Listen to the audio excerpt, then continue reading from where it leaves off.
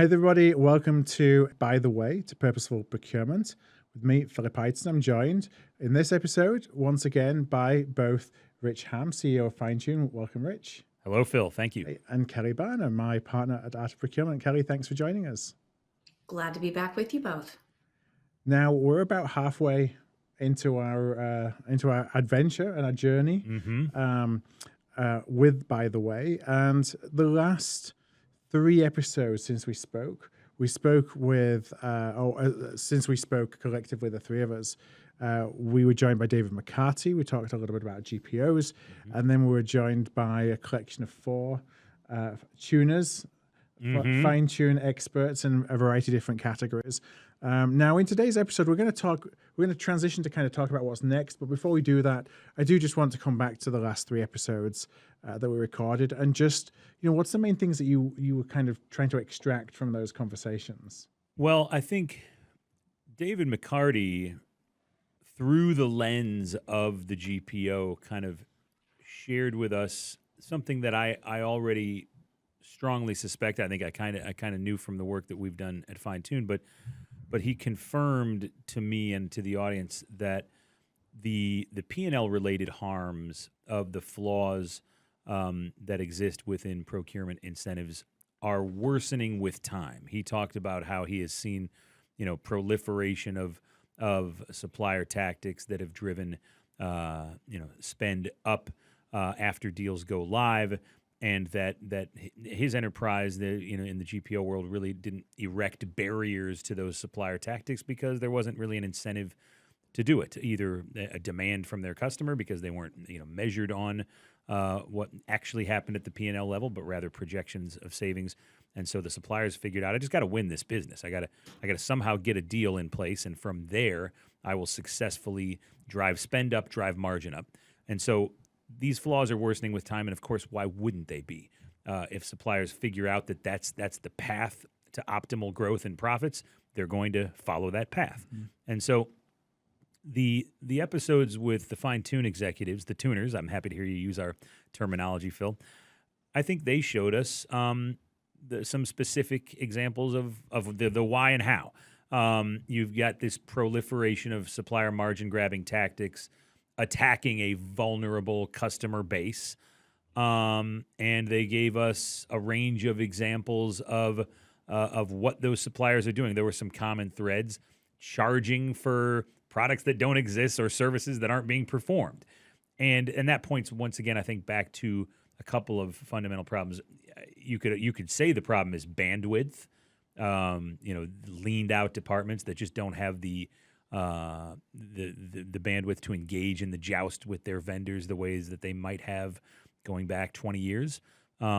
Sure, that is the problem, but I'm not sure that's the underlying problem. The underlying problem is the department isn't being asked to do that.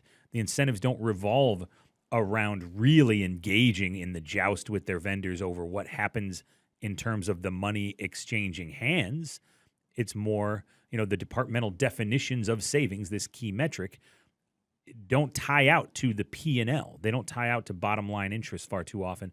And so I think that's the real problem. And if you changed the way the department was incentivized, you probably would have more departmental bandwidth because you'd be like, oh God, but a team of 3 can't possibly do X, Y, and Z. They can't engage with the joust effectively with our vendors. So I think the bandwidth problem would kind of solve itself if the incentives were better aligned. And so, yeah, I think we're kind of rounding the corner in this journey. I like our introductory quote from Charlie Munger leading into the episode: "Show me the incentive, and I will show you the outcome." The outcome is staring us in the face. We've seen that supplier there's an imbalance of power between buyers and sellers, with the sellers holding outsized power in the present landscape. And we've seen that this has been enabled in large part by these incentive structures that have allowed sellers to win while the buyer is kind of claiming victory along the way.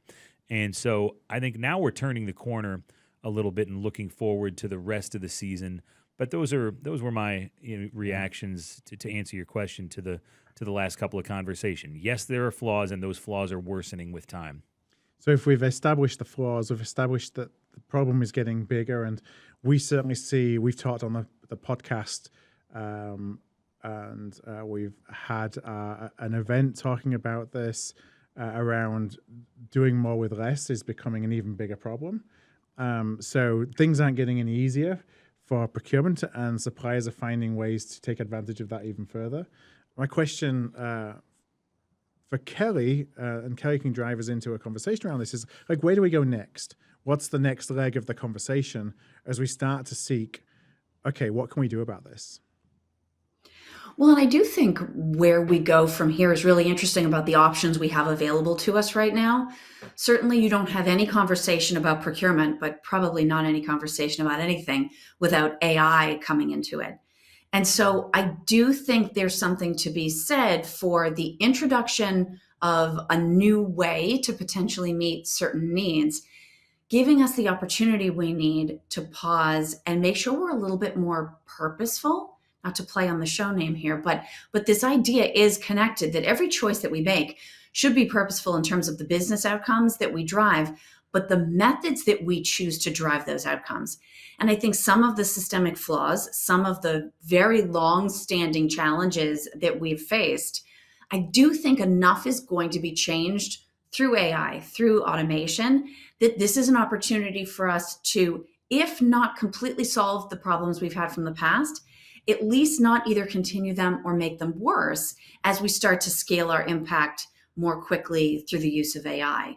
And so we are definitely at an inflection point, both in the course of this series and also, I think, within the procurement profession as a whole and the longstanding evolutionary journey that we've been on. Kelly, I'm so glad you said that, because I think when I think of the question, like, why is now the time to be having the conversation we're having with this project? There's a twofold answer that I come up with. The first one I just alluded to, Phil. There's a problem and it's getting worse. Yep. Okay. And when we hearken back to a conversation we had a number of episodes back with Rob Hills from Deloitte, he talked about how, 15 years ago or so, post Great Recession, there were some efforts to do more in the way of validation when they were getting into more of these value-based black ink projects that he spoke about, but it was cumbersome and difficult. The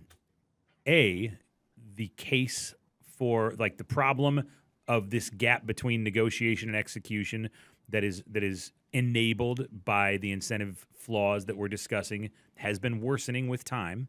So that's one reason why now is the time to be having this discussion. But the other one is what Kelly just alluded to. What was really cumbersome and really difficult 12, 13, 14, 15 years ago is becoming more and more doable.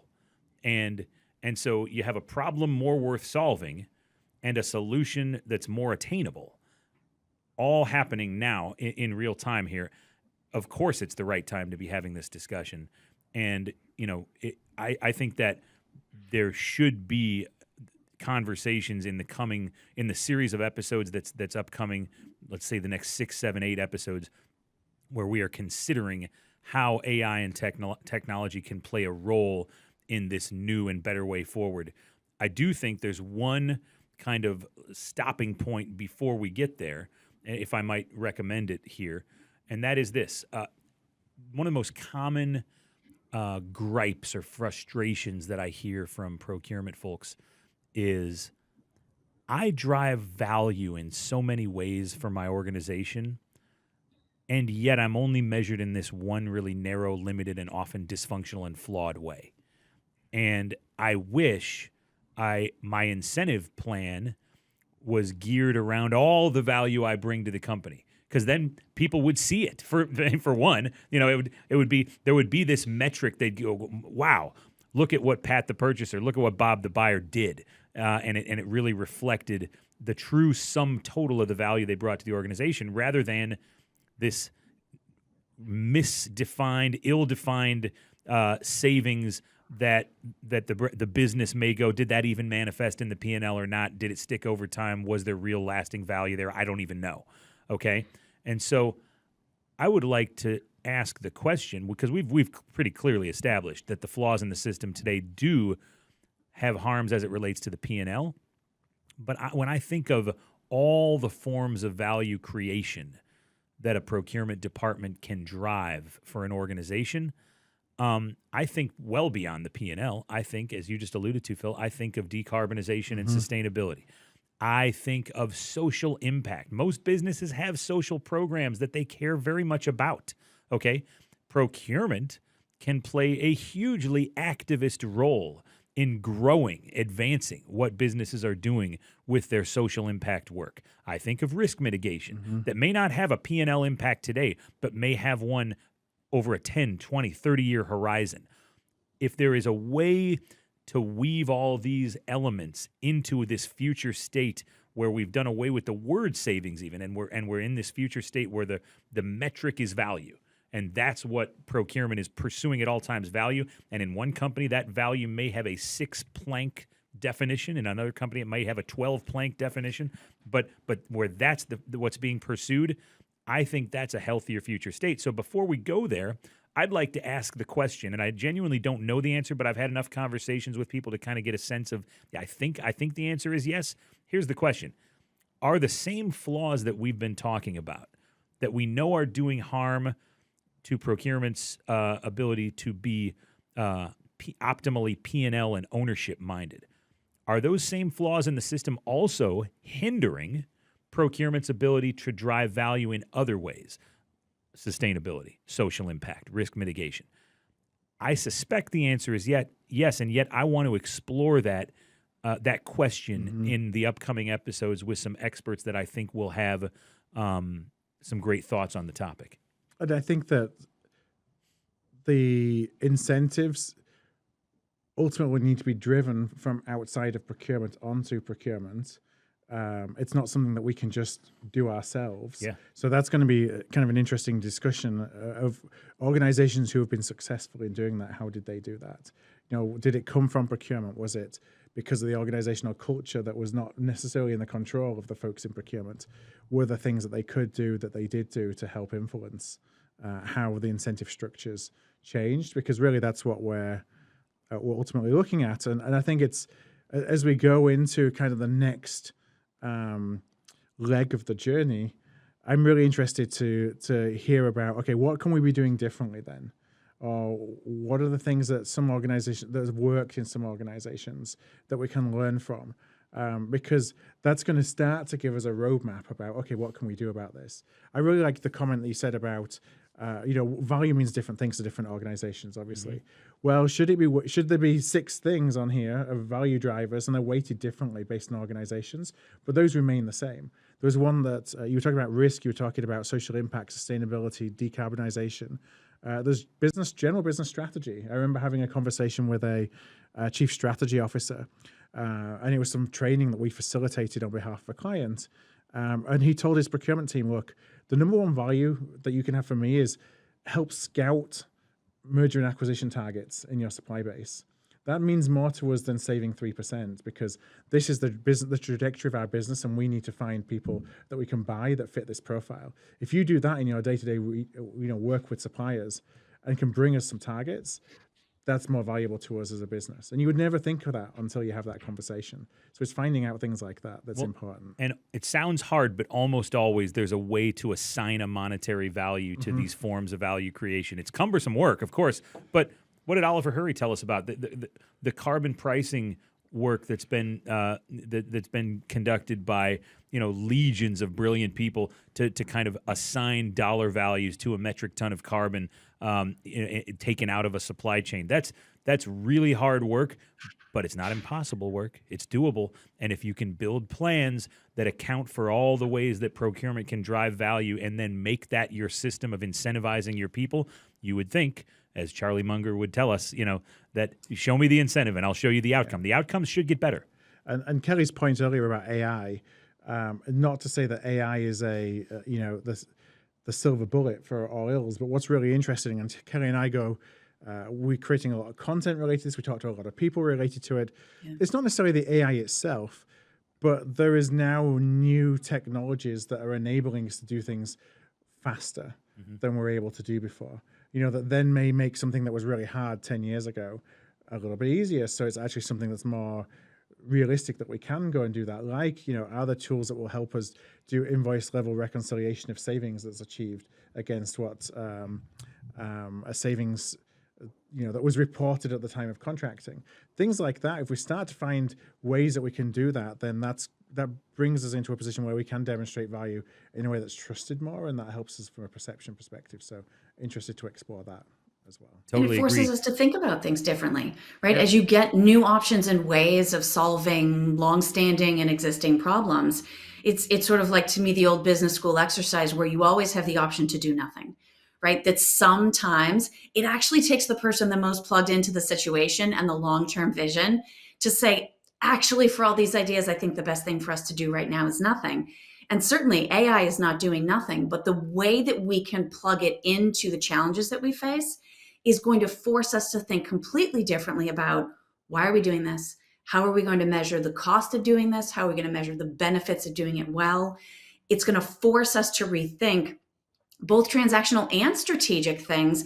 And maybe in that rethinking process, we end up coming up with some new perspective on work we've been doing for a long time. So well said, and I can't wait to have that discussion with some leaders in the space.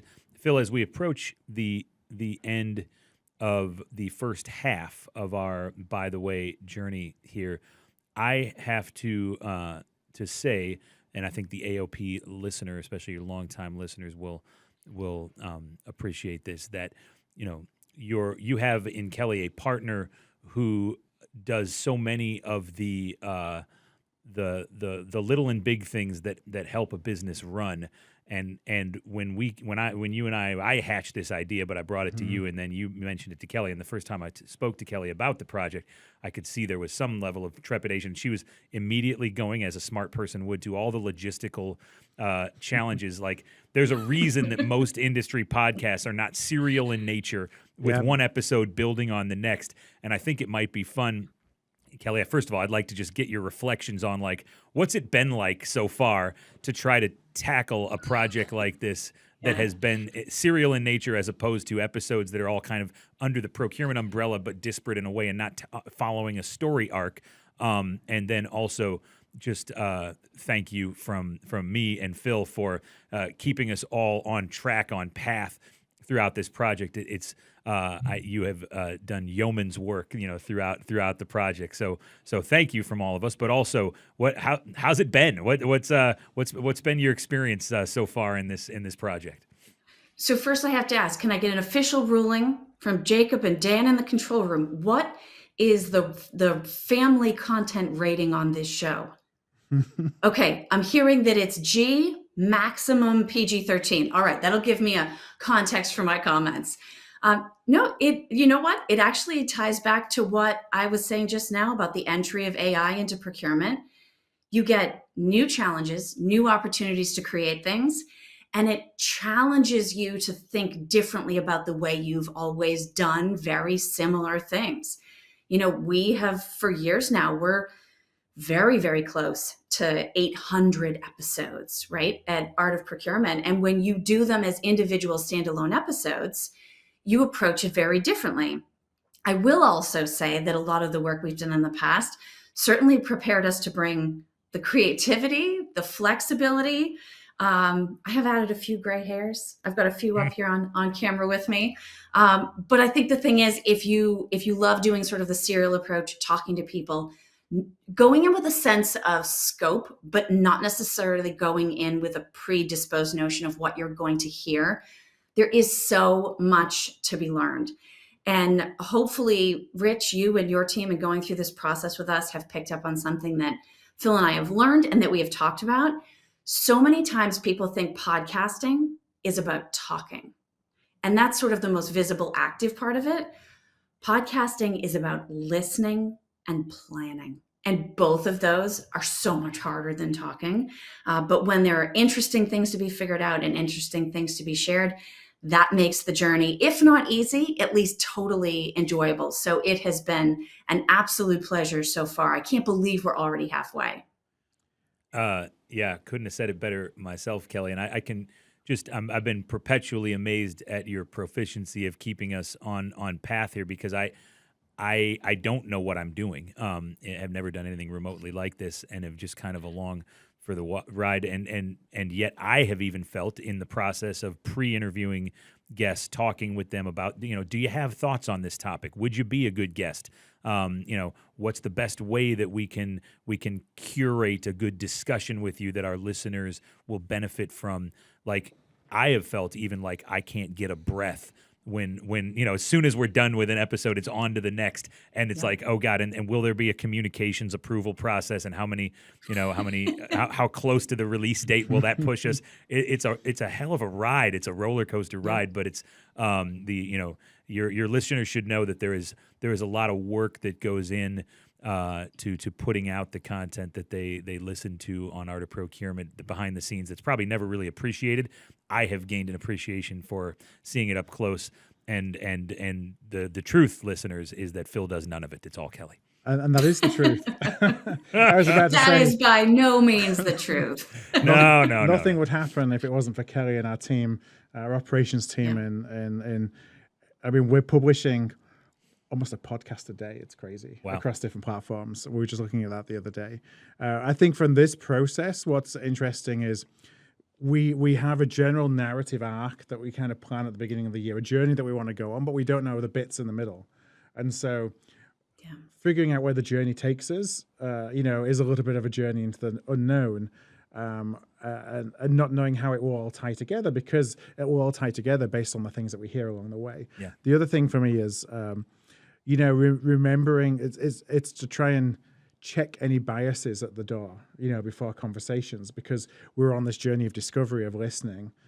It's easy to go in with a bias in terms of what, you're just listening for affirmation versus, well, that's actually something that's I hadn't thought about before and is different to maybe my point of view. And let's try and understand what that looks like, because, we're trying to be journalists in this process and trying to learn and connect dots rather than, prove things that we believe already to be true.